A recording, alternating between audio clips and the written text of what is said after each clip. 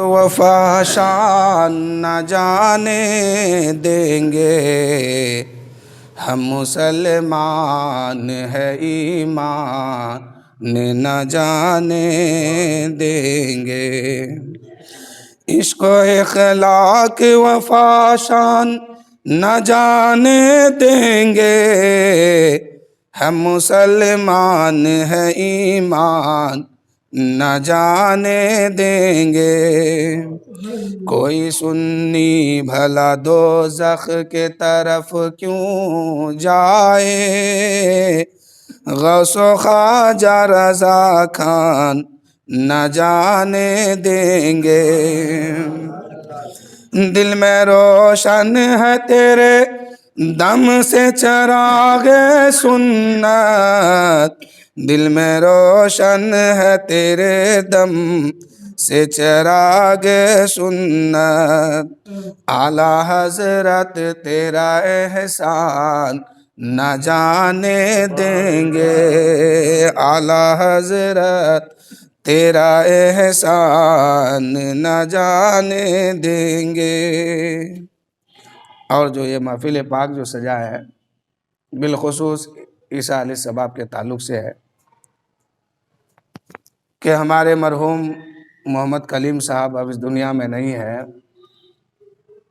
اللہ تعالیٰ کی بارگاہ میں دعا ہے کہ مولا اس قرآن خوانی اور محفل میلاد کے صدقہ طفیل اور اپنے محبوب صلی اللہ علیہ وسلم کے صدقہ طفیل ہمارے مرحوم کو جنت میں اعلیٰ سے اعلیٰ مقام عطا فرما۔ دو چار اشعار اس حوالے سے سماعت کیجئے۔ اے سبز گنبد والے منظور دعا کرنا، اے سبز گنبد والے منظور دعا کرنا، اے سبز گنبد والے منظور دعا کرنا، جب وقت نظر آئے دیدار عطا کرنا، جب وقت نظر آئے دیدار عطا کرنا۔ اور اس شعر کو دیکھیں، جب میت قبر میں پہنچتے ہیں تو اس وقت کیا حال ہوتا ہے وہ سمجھ لیجیے۔ میں قبر اندھیری میں گھبراؤں گا جب تنہا، میں قبر اندھیری میں گھبراؤں گا جب تنہا، امداد میری کرنے آ جانا رسول اللہ، امداد میری کرنے آ جانا رسول اللہ، جب وقت نظر آئے دیدار عطا کرنا۔ روشن میری تربت کو للہ ذرا کرنا، روشن میری تربت کو للہ ذرا کرنا، جل روشن میری تربت کو للہ ذرا کرنا، جب وقت نظر آئے دیدار عطا کرنا۔ اور میدان محشر میں جب لوگ پہنچیں گے اس وقت سارے لوگ جمع ہو جائیں گے، اللہ تعالیٰ فرمائے گا وَامْتَازُوا الْيَوْمَ أَيُّهَا الْمُجْرِمُونَ، اے مجرموں ایک دم چھٹ کے الگ ہو جاؤ مومنوں کی جماعت سے۔ اس وقت لوگوں کو چھانٹ کے الگ کیا جائے گا، مومنوں کو ایک طرف رکھا جائے گا اور کفار و مشرکین کو اور مجرموں کو ایک طرف کیا جائے گا۔ اللہ تعالیٰ حکم دے گا مومنوں سے کہ جنت میں جاؤ، اور کافروں کے لیے حکم ہوگا، مجرموں کے لیے حکم ہوگا کہ جہنم میں جاؤ۔ حضرت ابراہیم بن ادھم کہتے ہیں کہ اے لوگو، مجھے یہ پتہ نہیں ہے کہ جس وقت روز محشر میرا خدا فرمائے گا وَامْتَازُوا الْيَوْمَ أَيُّهَا الْمُجْرِمُونَ، اے مجرموں مومنوں کی جماعت سے چھٹ کے الگ ہو جاؤ۔ ابراہیم بن ادم کہتے ہیں کہ مجھے یہ پتہ نہیں ہے جس وقت رب فرمائے گا کہ چھٹ کے الگ ہو جاؤ تو میں کس پارٹی میں رہوں گا، میں کس جماعت میں رہوں گا۔ ابراہیم بن ادم کون ہے؟ یہ بہت بڑے بادشاہ تھے۔ ایک دن یہ ایک رات اپنے بستر پہ آرام کر رہے تھے، ان کے چھت پر چلنے کی آواز سنائی دی تو ان کو لگا کہ بادشاہ کے محل میں، بادشاہ کے چھت کے اوپر بغیر اجازت کا کس نے چڑھا ہے اور کون چل رہا ہے۔ انہوں نے آواز دی کہ کون ہے جو بغیر اجازت کا میرے چھت پر چڑھے ہو، مجھ سے پوچھے نہیں ہو، اجازت نہیں لیے ہو اور چھت پر ٹہل رہے ہو۔ اوپر سے آواز آئی، اللہ جانے وہ آواز کس کی تھی۔ آواز آتی ہے غیب سے کہ ابراہیم بن ادم، میری اونٹنی غائب ہو گئی ہے، تمہارے چھت کے اوپر سے میں اونٹنی ڈھونڈ رہا ہوں۔ ابراہیم بن ادم بادشاہ تھے، کہنے لگے بھلا تمہارے اونٹنی اور میرے چھت سے کیا لینا دینا ہے؟ اونٹنی غائب ہو گئی، اونٹ اگر تمہارا گم ہو گیا ہے تو کہیں اور جا کے تلاش کرو، میرے چھت سے تمہارے اونٹنی کا کیا مطلب ہے؟ یہاں تمہیں کیسے مل سکتی ہیں اونٹنی؟ آواز آتی ہے ابراہیم بن ادم، جب تمہارے چھت سے ہم کو اونٹ نہیں مل سکتا ہے تو اسی طرح نرم گدوں پر سو کر کے خدا کی یاری کیسے مل سکتا ہے؟ ابراہیم بن ادھم ہمیشہ یہی سوچتے تھے کہ یا اللہ تیری محبت میرے دل میں بس جائے اور دنیا کی محبت میرے دل سے نکل جائے۔ آواز آتی ہے ابراہیم بن ادھم، جب میری اونٹنی تمہارے چھت پر سے نہیں مل سکتی ہے تو خدا کی یاری تم کو کیسے مل سکتی ہے نرم بستر پر؟ ابراہیم بن ادھم کے دل میں یہ بات اثر کر گیا۔ اسی وقت اپنی شہنشاہیت کو ٹھوکر مارا، بادشاہیت کو ٹھوکر مارا، وزیروں کو بلایا کہ اب اس کو تم سنبھالو، ہم اس کو چھوڑ کے جا رہے ہیں۔ گھر چھوڑا، جنگل میں پہنچے، اللہ کی عبادت کرنے لگے۔ ایک دن ایسا آیا کہ ابراہیم بن ادھم دریا کے کنارے پر بیٹھ کر کے اپنا کپڑا سل رہے تھے۔ ادھر سے اس کے وزیر کا گزر ہوا، جس وزیر کو انہوں نے بادشاہ بنایا تھا، وہ وزیر کا ادھر سے جب گزر ہو گیا تو دیکھ کیا رہا کہ وقت کا بادشاہ جو تھا وہ اپنے ہاتھ سے کپڑا سل رہا ہے۔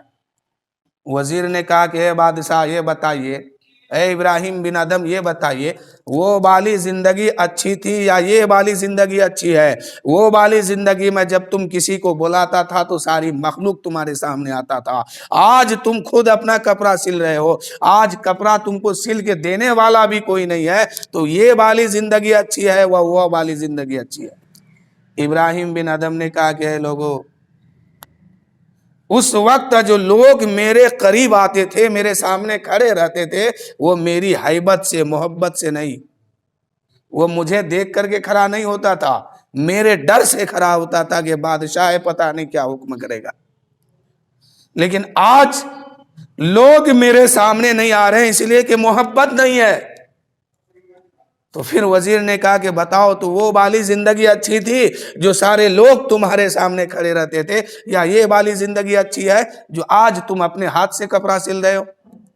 اتنا کہنا تھا کہ ابراہیم بن ادم کے ہاتھ سے وہ سوئی جو ہے پانی میں گر گیا۔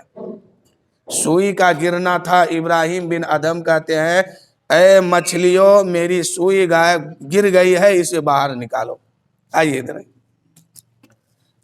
اے مچھلیوں میری سوئی اس میں گر گئی ہے، باہر نکالو۔ اتنا کہنا تھا کہ دریا کے ہر مچھلی جو ہے اپنے منہ میں ایک سونے کا سوئی لے کے باہر نکلتی ہے۔ حضرت ابراہیم بن ادم نے کہا کہ اسی کو تو میں ٹھوکر مار کے آیا ہوں اور پھر تم یہی مجھے دکھاتے ہو۔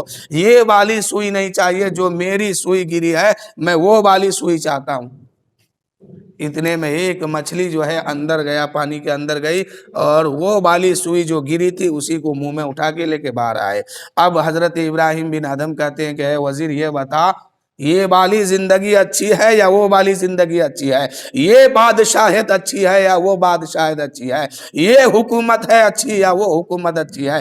اتنا کہنا تھا کہ وزیر نے اپنے غلاموں کو گھوڑا جو دیا، گھوڑے پر جو سوار ہو کے آیا تھا اس کا لگام تھمایا اور اعلان کیا کہ اے میرے غلام، آج سے یہ حکومت تیری ہے، یہ محل بھی تیرا ہے، یہ بادشاہت بھی تیری ہے، آج میں اس کو ٹھوکر مارتا ہوں۔ یہ والی زندگی مجھے نہیں چاہیے، مجھے تو یہی والی زندگی چاہیے، مجھے وہ بادشاہت نہیں چاہیے، مجھے یہ بادشاہت چاہیے جس کا حکم مچھلیوں پر بھی چلتا ہے۔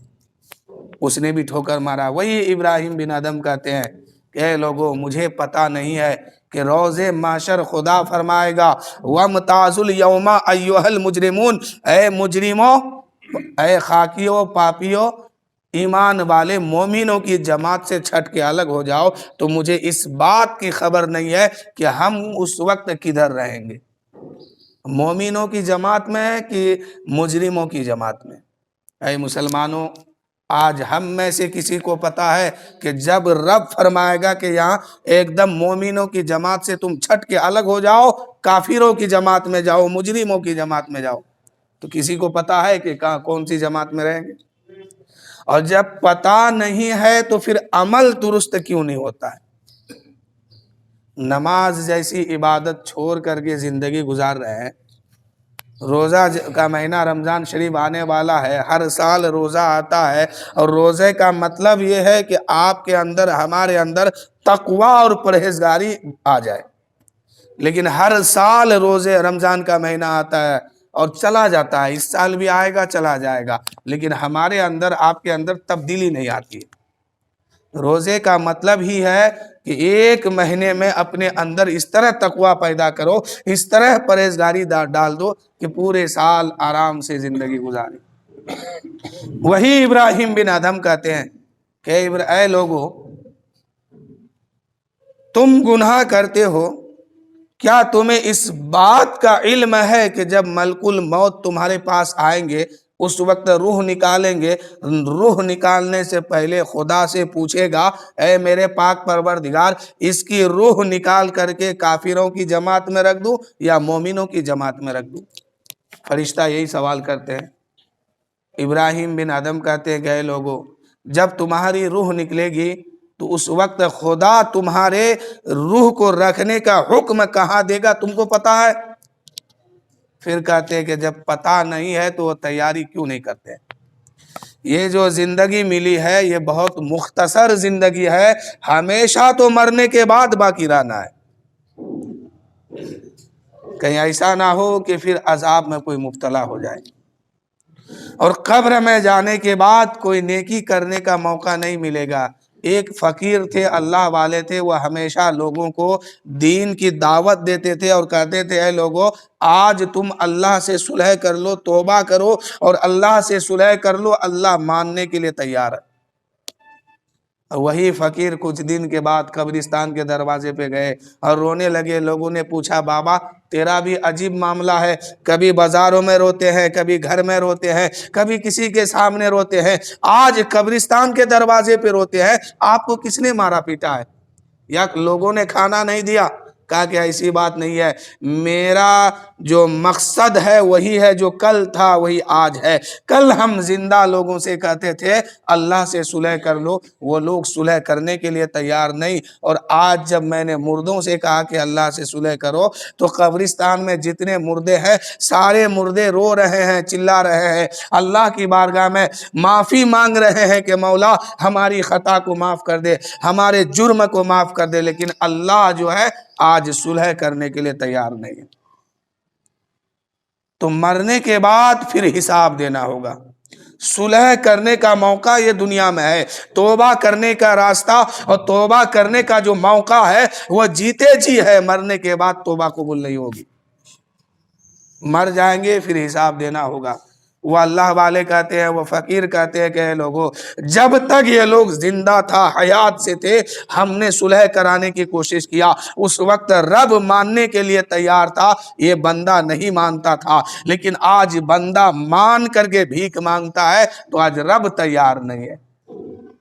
رب کہتا ہے کہ جو کر کے آیا ہے اس کا حساب دینا ہوگا۔ اور آج اگر کوئی سچے دل سے توبہ کر لیتا ہے تو انشاءاللہ ان کی توبہ بھی قبول ہوتی ہے اور ان کے پچھلے زندگی کی خطا بھی معاف ہو جاتی ہے۔ یہ موقع غنیمت ہے۔ آج سب کو فکر ہے اپنے گھر کی، اپنے بال بچوں کی، اپنے خاندان کی، کمانے کی۔ کسی کو یہ فکر نہیں ہوتی ہے کہ ہم جو قبر میں جائیں گے، تنہا رہیں گے، اس وقت میرا حال کیا ہوگا۔ حضور فرماتے ہیں، اما عائشہ صدیقہ رضی اللہ تعالی عنہ سے مروی ہے کہ شب برات کی رات حضور قبرستان گئے۔ شب برات کی رات حضور قبرستان گئے، وہاں سے واپس آئے، میرے آقا اعلان فرماتے ہیں، اے لوگوں قبرستان جایا کرو اور وہاں جا کر کے اپنے ماں باپ کے قبر کے سرہانے یا کسی کے بھی قبر کے سرہانے جا کے بیٹھو، ان کے لیے مغفرت کی دعا کرو، وہ تمہیں دعائیں دیں گے۔ اور حضور فرماتے ہیں جیسے تم عید میں، بقرہ عید میں زندہ لوگوں سے ملنے کے لیے ٹائم نکالتے ہو، ایسے ہی شب برات کی رات آئے تو قبرستان چلے جاؤ، وہ رات مردوں کے لیے نکالو، ملو ان سے، جا کے ملاقات کرو، ملو۔ فرق اتنا ہے کہ نظر کا قصور ہے کہ ہم انہیں نہیں دیکھ پاتے ہیں، وہ مجھے دیکھتا ہے۔ تو قبر میں سب کو جانا ہے، کوئی چھٹی نہیں ہے اس میں میرے بھائی۔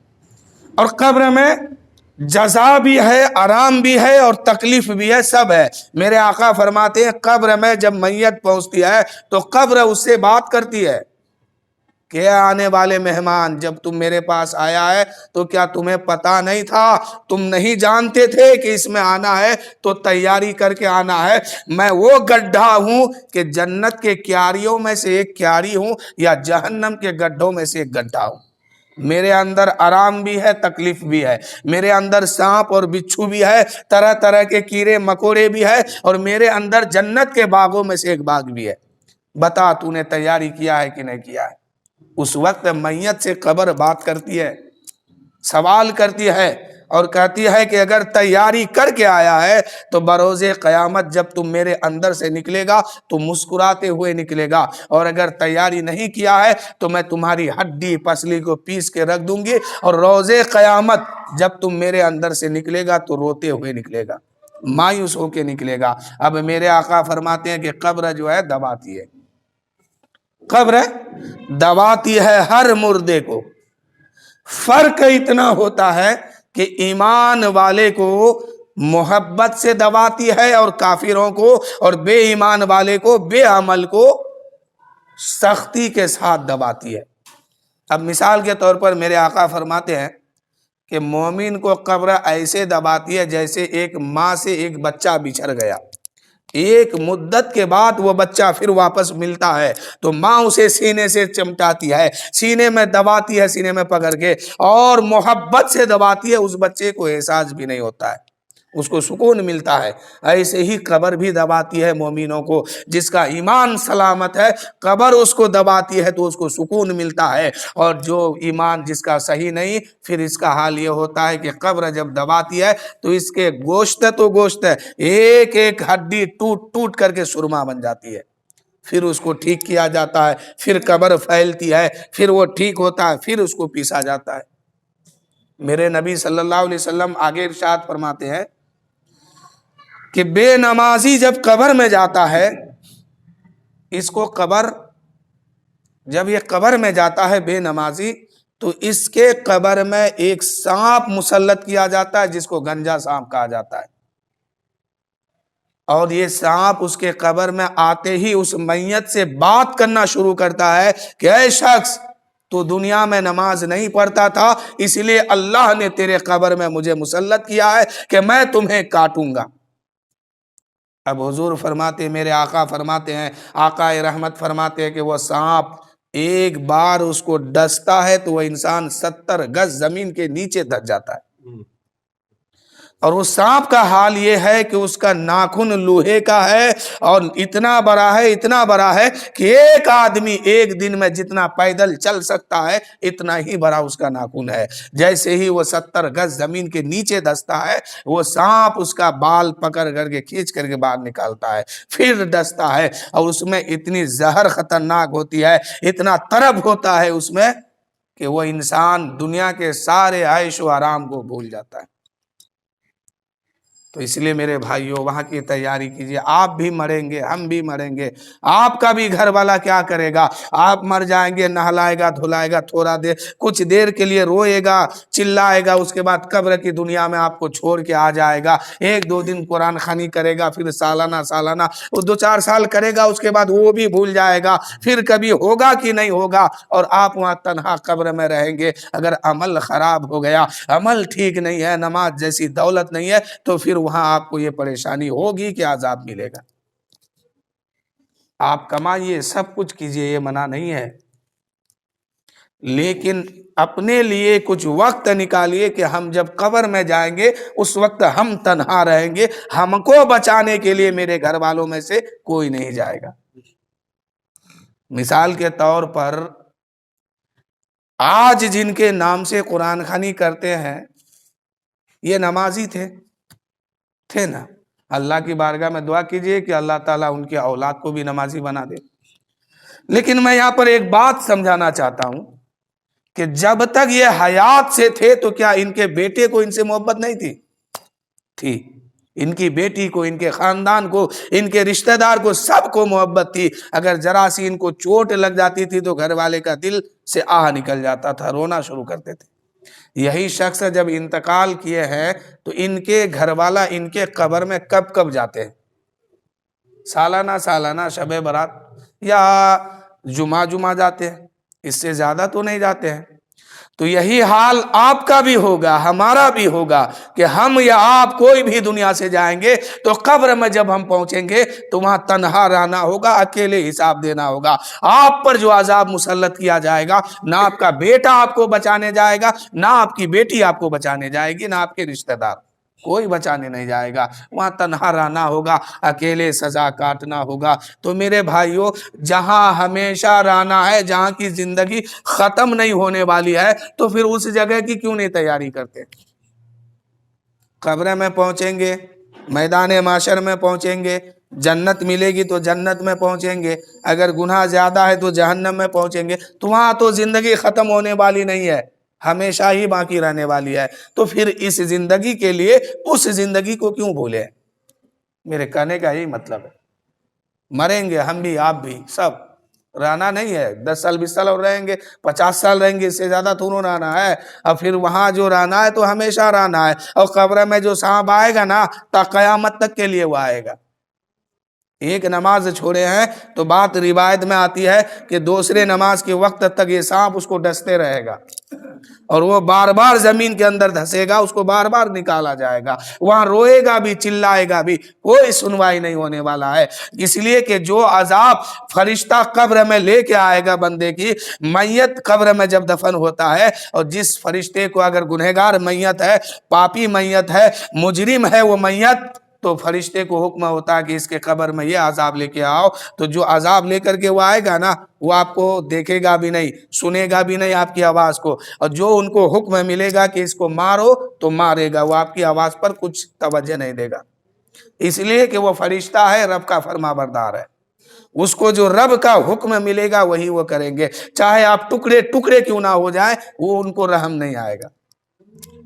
اور حضور فرماتے ہیں کہ قبر میں جو فرشتہ عذاب لے کے آئے گا نا، تو ایک ہتھوڑا ہوتا ہے لوہے کا، اس کی وزن اتنی ہوتی ہے کہ اگر کسی پہاڑ کے چوٹی کے اوپر اگر اس ہتھوڑے کو رکھ دیا جائے، مارا نہیں جائے، صرف رکھا جائے، تو پہاڑ جو ہے اس کے وزن سے روئی کے طرح اڑنے لگے گا، اس کی وزن برداشت نہیں کر سکتا ہے۔ آگے فرماتے ہیں، روایت میں بات موجود ہے، مقاصد القلوب میں بھی یہ بات ہے کہ اس لوہے کی ہتھوڑے کی وزن اتنی ہے کہ پوری دنیا کے انسان اور جنات مل کر کے اس کو اٹھانا چاہے تو نہیں اٹھا سکتا ہے، اٹھانا تو دور کی بات، اس کو ہلا بھی نہیں سکتا ہے۔ اور اسی ہتھوڑے سے انسان کو مارا جاتا ہے قبر میں۔ ایک ہتھوڑا پڑتے ہی انسان ٹکڑے ٹکڑے میں بدل جاتا ہے، چیختا ہے، چلاتا ہے، لیکن بچانے والا کون ہے؟ کوئی نہیں بچانے والا ہے۔ گناہ کر کے گئے ہیں، مجرم بن کے گئے تو وہاں سزا ملے گی۔ حضرت ابراہیم بن ادھم کہتے ہیں، اے لوگو، جب تم گناہ کرتے ہو تو یہ خیال کیوں نہیں کرتے ہو کہ جب تمہارے پاس ملک الموت آئیں گے اور تمہاری روح نکالیں گے، اس وقت روح نکالنے سے پہلے رب سے سوال کرے گا کہ اے مولا، اس کی جو ہم روح نکالیں گے تو اس کی روح جو ہے ہم کافروں کی جماعت پر رکھیں گے یا مومنوں کی جماعت میں؟ اگر کافروں کی جماعت میں رکھا گیا تو جو حال اس کا ہوگا وہی حال آپ کا ہوگا۔ یعنی آپ کا مطلب ہے کہ جس کے ساتھ یہ معاملہ ہوگا، جو حال ابو لہب، ابو جہل، عتبہ، شیبہ، نمرود، فرعون، بڑے بڑے کفار کا ہوگا، اسی جماعت میں اگر رکھا گیا تو وہی حال ہوگا۔ جب کسی کو پتا نہیں ہے کہ اس وقت میرا رب میرے بارے میں کیا حکم دے گا فرشتوں کو، میری روح کہاں رکھی جائے گی، کس پارٹی میں، جب پتا نہیں ہے تو پھر تیاری کیوں نہیں کرتے ہیں؟ غفلت کے چادر میں کیوں سوئے ہیں؟ ابراہیم بن ادھم کہتے ہیں دوسرے بات، تیسرے سوال میں، اے لوگو، جب تم گناہ کرتے ہو، نماز چھوڑ کے زندگی گزارتے ہو، عبادت نہیں کرتے ہو، تو جب تم قبر میں جاؤ گے، منکر نکیر آئیں گے سوال کرنے، اس وقت تم ان کے سوال کے جواب میں کہہ دینا کہ اے فرشتوں جاؤ، میں تمہارے سوال کا جواب نہیں دیتا ہوں، کہہ دینا۔ تو جن کو وہ سمجھا رہے تھے وہ شخص کہنے لگا، حضور میں جانتا ہوں جب منکر نکیر آئیں گے نا سوال کرنے کے لیے تو ان کے سوال کا جواب ہر حال میں دینا ہی ہوگا، چاہے ہاں دے یا نہ دے، چاہے ان کے سوال کا صحیح جواب دے یا غلط دے، دینا ہی پڑے گا۔ ابراہیم بن ادھم کہتے ہیں کہ جب تم منکر نکیر سے نہیں بچ سکتے ہو، ان کے سوال کے جواب تم کو دینا ہی ہوگا ہر حال میں، تو اس کی تیاری تم دنیا میں رہ کے کیوں نہیں کرتے ہو؟ اور قبر میں جو سوال کا جواب دے گا نا، وہ ایمان کے بل بنیاد پر دے گا، عمل کے بل بنیاد پر دے گا۔ ایمان اور عمل صحیح سلامت ہوگا اور اچھا نیک کام کر کے دنیا سے جائے گا، وہی اس کا جواب دے گا، چاہے وہ امیر کے گھر میں پیدا ہو یا غریب کے گھر میں پیدا ہو۔ یہ ضروری نہیں ہے کہ ہم مسلمان کے گھر میں ہو گئے تو ہم دے ہی دیں گے، نہیں، عمل صحیح ہوگا تبھی دے پائیں گے، نہیں تو مشکل ہے وہاں۔ ابراہیم بن ادھم کہتے ہیں کہ لوگو، تم گناہ سے باز نہیں آتے ہو، جب رب فرمائے گا بروز محشر کے اے فرشتوں، یہ بندہ گنہگار ہے، نافرمان ہے، اس کو جہنم میں لے جا کے ڈال دو، اس وقت کہہ دینا کہ مولا ہم جہنم میں نہیں جائیں گے۔ یعنی ابراہیم بن ادھم کہیں گے کہ اے لوگو، جب بروز قیامت قائم ہوگا، اللہ تعالیٰ تیرے بارے میں حکم دے گا کہ اے فرشتو، اس بندے کو جہنم میں لے جا کے ڈال دو، اس وقت رب کے جواب پر جواب دے دینا، کہنا کہ مولا ہم جہنم میں ہرگز نہیں جائیں گے۔ اس نے کہا حضور میں نے قرآن پڑھا ہے، قرآن میں لکھا ہے، بات صاف صاف ہے کہ جب رب حکم دے دے گا کہ فلاں بندے کو جہنم میں ڈالو، اس وقت فرشتہ بال پکڑ کے اہل محشر کے سامنے گھسیٹتے ہوئے اس کو لے جائے گا اور جہنم میں لے جا کے پھینک دے گا۔ کوئی سنوائی وہاں نہیں ہوگی، بندہ روئے گا، چلائے گا، کانپے گا، تڑپے گا، لیکن فرشتہ وہاں رکیں گے نہیں، اس کا بال پکڑیں گے اور گھسیٹتے ہوئے جہنم میں لے جا کے ڈال دیں گے۔ تو ابراہیم بن ادھم کہتے ہیں کہ لوگو، جب تم یہ جانتے ہو کہ جب ہم سے سوال ہوگا میدان محشر میں اور ہم فیل ہو جائیں گے اس میں، تو فرشتہ ہمارے بال پکڑ کر کے جہنم میں لے جا کے گھسیٹتے ہوئے پھینکے گا اور ہم وہاں روئیں گے، چلائیں گے، ہماری آواز پر کوئی لبیک کرنے والا نہیں ہوگا، ہمیں بچانے والا کوئی نہیں ہوگا، تو پھر اس وقت کی تیاری کیوں نہیں کرتے ہو؟ نبی کی شفاعت لینا ہے، خدا کا کرم اگر لینا ہے، خدا کی رحمت سے وہاں امید رکھتے ہو تو عمل یہاں کرنا ہوگا، نماز پڑھنا ہوگا، روزہ رکھنا ہوگا، دین میں جو فرائض ہے اس کا انجام دینا ہوگا۔ تو مسلمانوں وہاں کی تیاری ضروری ہے۔ یہ زندگی فانی ہے، لوگ یہاں جو آئے ہیں نا، اصل میں وہاں کی تیاری کرنے کے لیے ہی بھیجا گیا ہے۔ کیوں کہ جب دنیا بنی نہیں تھی اس وقت عالم ارواح میں ایک جلسہ ہوا تھا، وہاں آپ کی بھی روح موجود تھی، میری بھی تھی، اور جس دن سے دنیا بنی ہے اور جہاں تک ختم ہوگی جتنے انسان آئے ہیں سارے انسانوں کی روح وہاں موجود تھی، ایمان والا بے ایمان والا سب کی روح موجود تھی، عورت مرد بوڑھا بچہ سب۔ اس وقت اللہ تعالیٰ نے فرمایا کہ اے لوگو، اے روحو، بتاؤ میں کون ہوں؟ تو سب کی روحیں خاموش تھی، میرے نبی کی روح آواز دیتی ہے کہ اے میرے مالک، تو ہی میرا خالق ہے، تو ہی میرا مالک ہے، تو اللہ ہے، تو پروردگار ہے۔ جب ان کی حضور کی آواز تمام روحیں سنی تو سب نے یہی جواب دیا۔ اس کے بعد اللہ تعالیٰ فرماتا ہے کہ اے روحو، میں تمہیں عنقریب دنیا میں بھیجنے والا ہوں، بتاؤ وہاں جا کر کے تم کیا کرو گے؟ لوگوں نے کہا کہ ہم تیری عبادت کریں گے، سب کی روح نے یہی وعدہ کیا، ہم تیری عبادت کریں گے، تجھے پوجیں گے، تجھے مانیں گے اور تیرے حکم پر چلیں گے، تیری فرما برداری کریں گے۔ اللہ نے فرمایا آدھے جو ادھر لوگ ہیں یہ جنتی ہے، آدھے ادھر لوگ جو ہے یہ جہنمی ہے، اسی وقت فرما دیا۔ اور رب نے ساتھ ساتھ یہ بھی فرمایا کہ ادھر والے جو جنتی ہے اس کی مجھے کوئی پرواہ نہیں ہے، اور ادھر والے جو جنتی ہے اس کی بھی مجھے کوئی پرواہ نہیں ہے، اس کی بھی مجھے کوئی پرواہ نہیں ہے۔ تو میرے دوستو، آپ وہاں جنت میں اگر جانا چاہتے ہیں، اور رب نے وہاں فرمایا تھا کہ ادھر والے جنتی ہے ادھر والے جہنمی ہے، آپ بھی موجود تھے، ہم بھی موجود تھے، ساری روحیں وہاں موجود تھی۔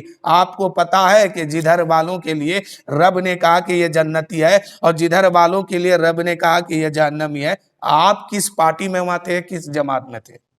کسی کو خبر نہیں ہے، کسی کو پتا نہیں ہے پوری دنیا میں کہ وہ کس پارٹی میں تھے جس وقت رب نے فرمایا تھا کہ ادھر والے جنتی ہے ادھر والے جہنمی ہے، لیکن کسی کی مجھے کوئی پرواہ نہیں ہے۔ تو کس جماعت میں کون تھے اس کی کوئی پتہ نہیں ہے۔ جب پتہ نہیں ہے تو پھر نماز جیسی دولت چھوڑ کر کے، رب کی فرما برداری چھوڑ کر کے زندگی کیوں گزارتے ہیں؟ رب تو پہلے ہی فرما دیا کہ اس کی مجھے کوئی پرواہ نہیں ہے، آؤ دنیا سے حساب لوں گا۔ اس وقت حساب جب رب کی بارگاہ میں بندہ حساب لے گا تو میرے حضور رب کی بارگاہ میں بندہ جب حساب دے گا اور رب حساب لے گا تو حضور فرماتے ہیں کہ بندہ جب رب کی بارگاہ میں کھڑا ہو جائے گا اور رب فرمائے گا لاؤ بچپنے کا حساب دو، جوانی کا حساب دو، بڑھاپے کا حساب دو، کہاں کیا کر کے آئے ہو، اس وقت بندہ ایک قدم بھی دائیں بائیں نہیں ہل پائے گا۔ اگر رب کی بارگاہ میں بندہ کھڑا ہو گیا اور جدھر دیکھ رہا ہے ادھر سے نظر بھی نہیں ہٹا پائے گا، اور پوری زندگی کا حساب اس کو دینا ہوگا، سب کو دینا ہوگا۔ تو میرے بھائیوں وہاں کی تیاری کیجیے۔ یہ دنیا کوئی قیمتی کام کی نہیں ہے، یہ دنیا فانی ہے اور ایمان والوں کے لیے امتحان ہے۔ ہم جو دنیا میں آئے ہیں یہ امتحان گاہ میں ہے، اور فیل یا پاس ہوا معاشر میدان میں ہوں گے۔ دعا کیجئے کہ تمام ایمان والے پاس ہو جائے، تمام مومن مسلمان جو ہے وہ پاس ہو جائے۔ مومن کس کو کہتے ہیں جانتے ہیں؟ مومن ایمان والے کو کہتے ہیں جو ایمان سچے دل سے لایا اور رب کی فرما برداری کرتا ہے۔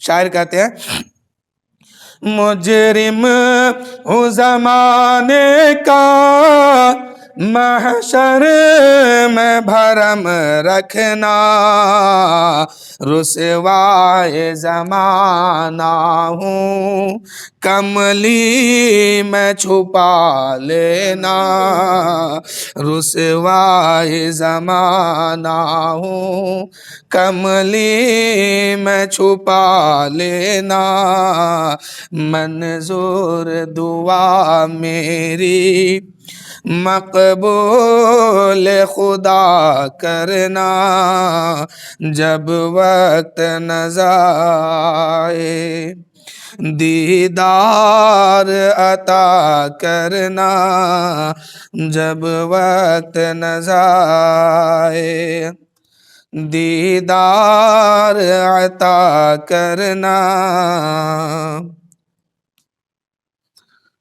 درود شریف پڑھیے، اللہم صلی علی سیدنا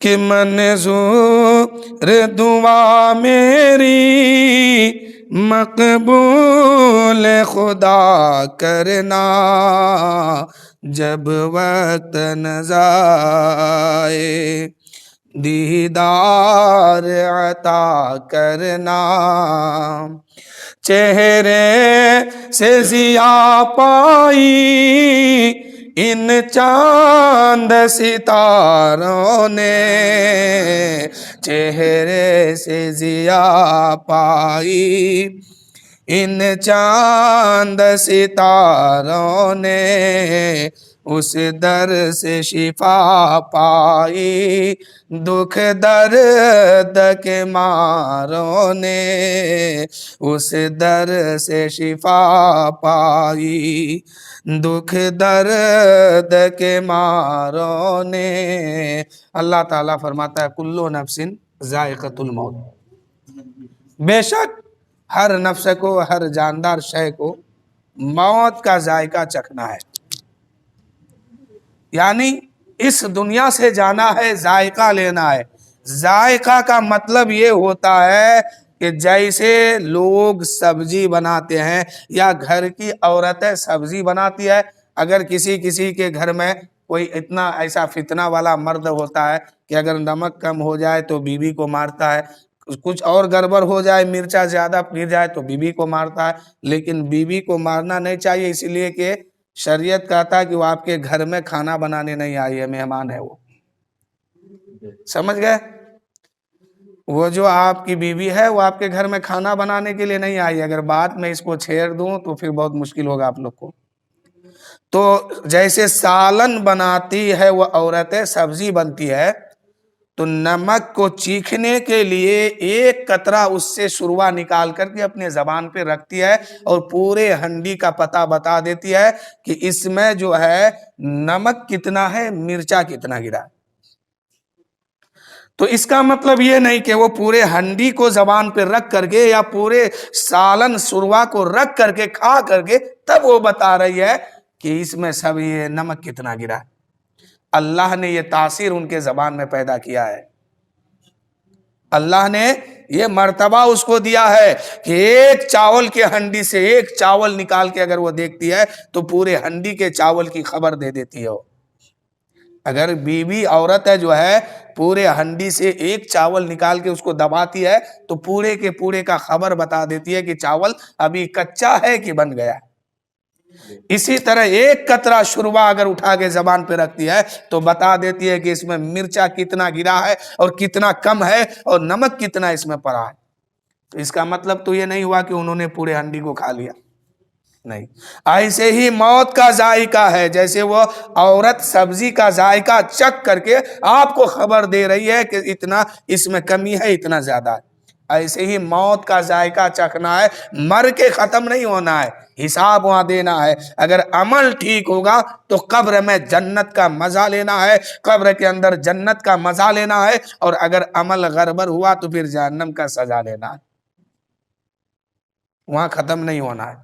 پھر وہاں سے حشر کے میدان میں سفر کر جائیں گے، حشر کے میدان میں آخری ٹھکانہ ہوگا کہ یہ کہاں جائے گا۔ تو وہاں جو آپ کی بخشش ہوگی تو یہ دیکھ کر کے نہیں کہ یہ انسان جو آیا ہے کس کا بیٹا ہے، کس کا خاندان ہے، کون سے قبیلہ سے یہ تعلق رکھتا ہے، کوئی نہیں۔ یہ بھی نہیں دیکھا جائے گا کہ آپ کا باپ نماز پڑھتا تھا، آپ کا دادا مولانا صاحب تھا، آپ کا پردادا امام صاحب تھا، کچھ نہیں۔ آپ کیا کر کے آئے ہیں اس کا حساب دیجئے۔ قبر میں جو ہے سوال یہی ہوتا ہے کہ من ربو کا، تیرا رب کون ہے۔ یہ نہیں کہا جاتا ہے کہ تمہارا باپ پہلے انتقال کیا ہے، تمہارا دادا پہلے انتقال کیا ہے تو ان لوگوں نے کیا بتایا ہے وہی تم بتاؤ، نہیں۔ یہ کہا جاتا ہے کہ تم کس کو کہہ کے آئے ہو۔ دوسرا سوال ہوتا ہے ماں دینوں کا، یہ بھی نہیں کہا جاتا ہے کہ قوم مسلم نے کیا جواب دیا وہی دو۔ یہ بھی نہیں کہا جاتا ہے کہ تمہارے پیر صاحب نے کیا جواب دیا ہے، کون سا دھرم کو بتایا ہے وہ بتاؤ، نہیں۔ تمہارے احباب و اجداد، تمہارے خاندان کے لوگ جو پہلے آئے ہیں اس نے کس دین کے بارے میں بتایا؟ تم بھی بتاؤ۔ نہیں، سوال ہوتا ہے عام، ماں دینوں کا، تیرا دین کیا ہے؟ تم کس مذہب کو مان کے آئے ہو؟ کس دھرم کو مان کے آئے ہو؟ کس مسلک پہ چل کے آئے ہو؟ یہی بتاؤ۔ تو وہاں کچھ لوگ تو کہہ دیں گے میرا دین اسلام ہے، جس کا ایمان ٹھیک ہوگا۔ جس کا ایمان گڑبڑ ہو گیا تو وہ کہے گا افسوس میں نہیں جانتا۔ تو میرے بھائیوں، جانتا کیوں نہیں ہے؟ آج پوری دنیا کے لوگ اپنا سینہ تان کے کہتا ہے نا میرا دھرم اچھا ہے، میرا مذہب اچھا ہے، سب کہتا ہے۔ تو فرشتہ تو یہ نہیں کہتے ہیں کہ فلاں آدمی نے جو بتایا وہی تم بھی بتاؤ۔ فرشتہ تو عام سوال کرتے اور پوچھتے ہیں کہ تم کس دھرم کو مان کے آئے ہو وہ بتاؤ، کس دین کو مان کے آئے ہو، کس مذہب کو مان کے آئے ہو، اور کس مذہب پہ چل کے آئے ہو، کس مسلک کو مان کے آئے ہو، بتاؤ یہاں پر۔ تو وہاں پھر لوگ کہے گا کہ افسوس کہ میں نہیں جانتا۔ کیوں؟ کہ وہاں حق کی زبان کھلے گی، ایمان والوں کی زبان کھلے گی، اور اسی کے زبان پر یہ آواز ہوگی کہ میرا دین اسلام ہے۔ باقی کی زبان کھلے گی نہیں، اور وہ بول بھی نہیں پائے گا اور جواب بھی نہیں دے پائے گا کہ میرا دین کیا ہے، چاہے وہ مسلمان ہو یا غیر مسلم ہو۔ ایمان نہیں ہے تو وہاں جواب نہیں دے پائے گا۔ تیسرا سوال ہوگا حضور کے بارے میں، کیا کہتا تھا اس مرد مومن کے بارے میں؟ تو جو سچے دل سے مانا ہے وہ کہہ دے گا یہ اللہ کا آخری نبی ہے، انہی کا کلمہ پڑھ کے ہم مسلمان ہوئے ہیں، اور انہی کو دیکھنے کے لیے ہم قبر کی دنیا میں آئے ہیں، اور بروز حشر انہی کی شفاعت سے ہم جنت میں پہنچیں گے۔ تو یہ سوال کا جواب کون دے گا؟ سوال تو سب سے ہوگا نا، کوئی بچے گا نہیں، سب سے ہوگا، چاہے وہ کسی دھرم کا ماننے والا ہو۔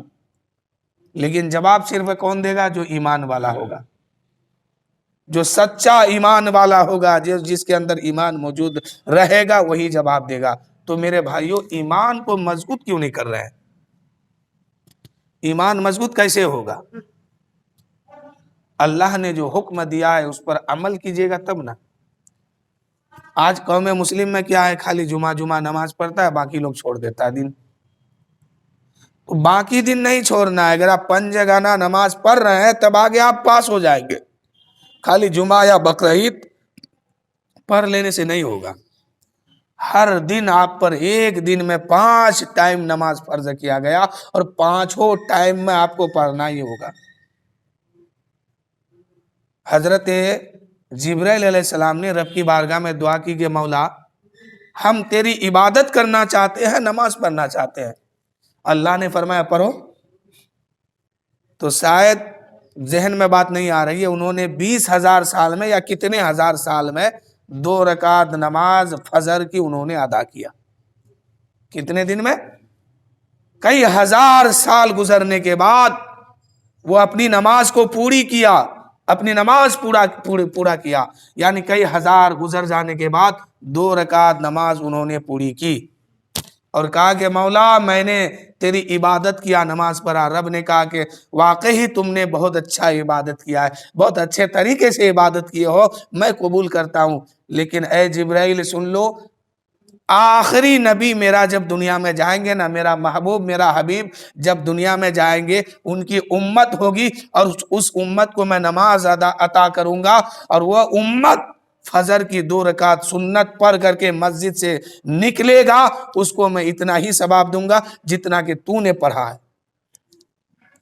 یعنی اللہ فرماتا ہے کہ وہ امت محمدیہ فجر کی 2 رکعت سنت پڑھ کر کے نکلے گا تو اس کو وہ مقام عطا کروں گا، اور ان کی 2 رکعت نماز تمہاری عبادت پر بھاری پڑ جائے گی۔ یہ مقام ہے قوم مسلم کا، یہ مقام ہے امت محمدیہ کا، کہ اگر 2 رکعت نماز سنت فجر کی اگر پڑھتا ہے تو اللہ تعالیٰ ارشاد فرماتا ہے کہ جبرائیل تمہاری نماز پر ان کی نماز بھاری ہو جائے گی۔ پھر بھی ہم چھوڑے ہوئے ہیں۔ اس لیے نماز مت چھوڑیے، اور نماز چھوڑیے گا تو پھر وہاں کسی کا کچھ نہیں ہوگا۔ آپ ہیں، آپ کا ساتھ آپ کا عمل جائے گا، نہیں پڑھیے گا پھر وہاں پر آپ پھنس جائیں گے، ایسا پھنسیں گے پھر جو ہے آپ وہاں نکالنا مشکل ہو جائے گا، اور آخر میں جا کے جہنم میں جلنا ہوگا۔ ایک بار اور درود شریف پڑھیے، موت کے حوالے سے 2-4 اشعار سماعت کر لیجیے۔ اللہ رب محمد صلی اللہ علیہ وسلم نحن عباد محمد صلی اللہ علیہ وسلم علی ذبیح والہ ابد الدہور وکرما. ادھر چلا گیا.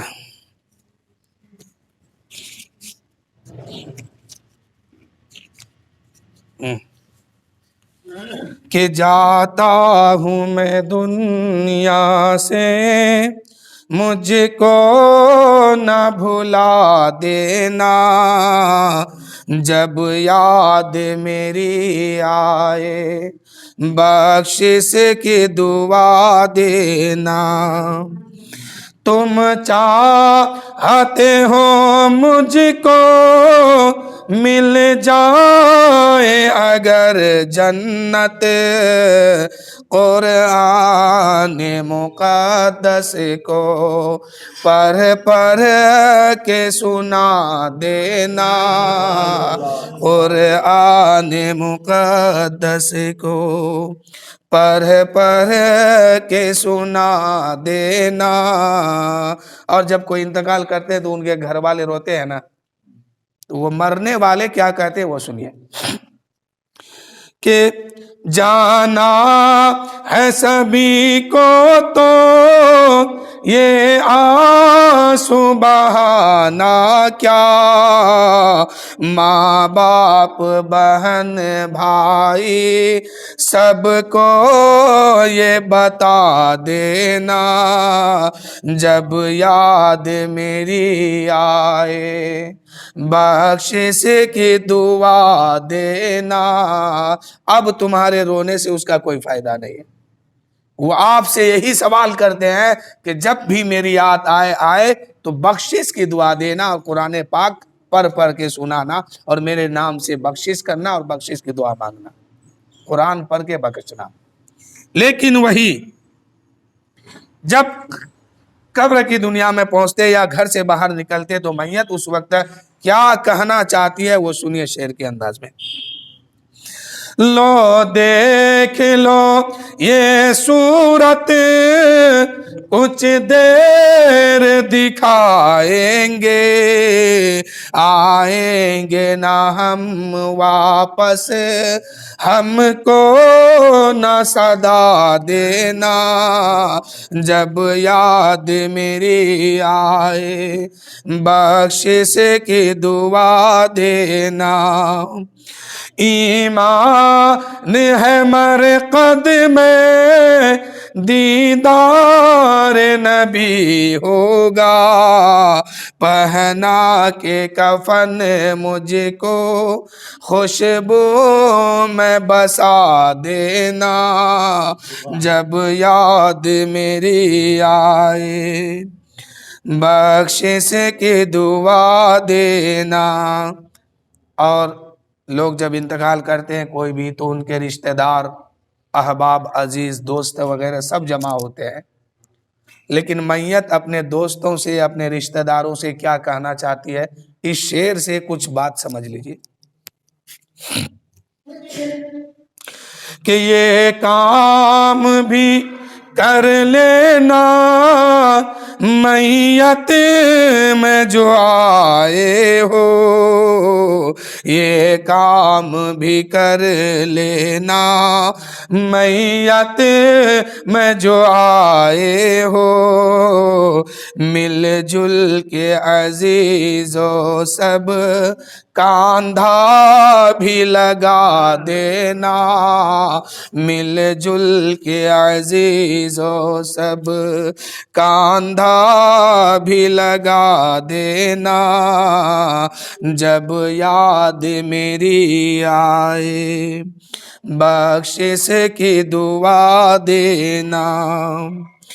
جب قبر میں دفنا تو مٹی بھی چڑھا دو تم، جب قبر میں دفنا دو مٹی بھی چڑھا دو تم، جب قبر میں دفنا دو مٹی بھی چڑھا دو تم، آذان کو پڑھ کر پھر شیطان کو بھگا دینا، آذان کو پڑھ کر پھر شیطان کو بھگا دینا، جب یاد میری آئے بخشش کی دعا دینا،